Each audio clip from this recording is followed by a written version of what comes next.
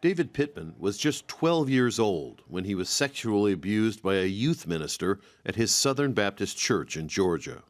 He told no one. You know, this is the person that's supposed to represent God, and they're doing this, so who am I going to tell? What am I going to tell them?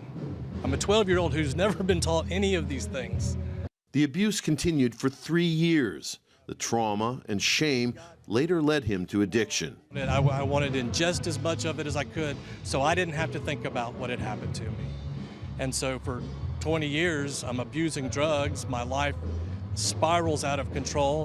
With 14 million members and 47,000 affiliated churches, the SBC is the largest Protestant denomination in the U.S. and a powerful force in conservative politics. But Southern Baptists are reeling from revelations of widespread sexual abuse of children by ministers and church officials. I think the report did rock people to their core. I mean, mixture of indignation, grief. For decades, church leaders made extensive efforts to cover it all up. Last month, an independent third-party report documented how the Southern Baptist Convention's Executive Committee dismissed allegations of sexual abuse, ignored survivors and their stories, and focused instead on protecting the organization's reputation and sparing individual congregations from legal liability.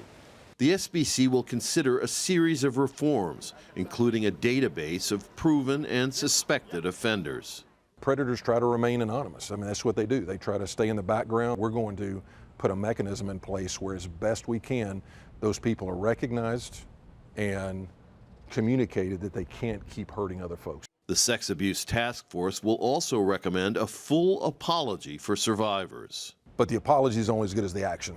You know, one of the things that has been frustrating to survivors has been a lot of talk without concrete change. Pittman is skeptical.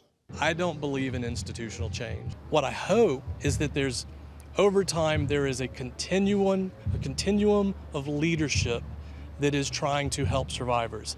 If that takes place, then it is possible for some wholesale and long-term institutional change. A powerful church humbled, forced to confront the betrayal of its children. Rob Reynolds, Al Jazeera, Anaheim, California.